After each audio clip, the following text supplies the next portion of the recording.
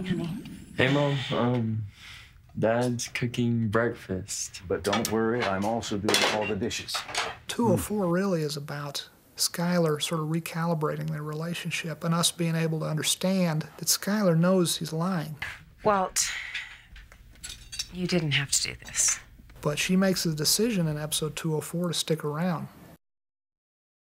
Walt and Skyler, they go through a lot more turmoil now. The baby's birth is impending, and that's sort of hanging over everything. There's a lot of reasons to stick around. I know my husband is lying to me about something, but I also know he's dying of cancer.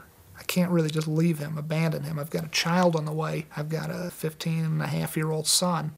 These situations all intensify. Wait, what? You're kicking me out of my own house? It's your Aunt Ginny's house. And she gave it to me. She never gave it to you, Jesse. His parents end up kicking him out because they find his meth lab in the basement, so he has nowhere to go. And then his bike gets stolen, and he falls through a porta potty, and he's just covered in shit. And he shows up at Mr. White's house. Yo, I'm really sorry, okay?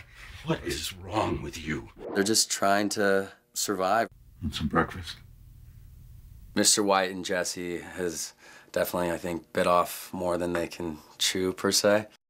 Flynn and me gotta get going. Who's Flynn? Flynn, he's your, Flynn? Yeah. He was so mad at his dad, he just wanted to change his name, change anything he could. I love the kid, and it's an interesting dynamic that we have. That's what he likes to be called these days. What's wrong with Walter Jr.? Don't take it personally. I teach him how to drive, but he uses 2 feet. Stop, Walt, okay? Stop, please. Walt is very controlling in the sense because he comes from that orderly background where it's science. You're using both feet again. It's not stopping. That's the gas. Use the brake. The brake. It's really a maturation of Walt as well to accept other methods of accomplishing the same task. There's a good bit of agility, we think, anyway, to the story we're telling there, because we allow Skyler to be a smart character. She's nobody's fool. Well, I'm trying to talk to you, and you just Don't talk, Walt! And that scene really evolved from being quite emotional and pretty connected between me and Brian to the feeling that you have when a relationship starts to fall apart and dissolve. You have to tell me what's really going on right now. Today. No more excuses.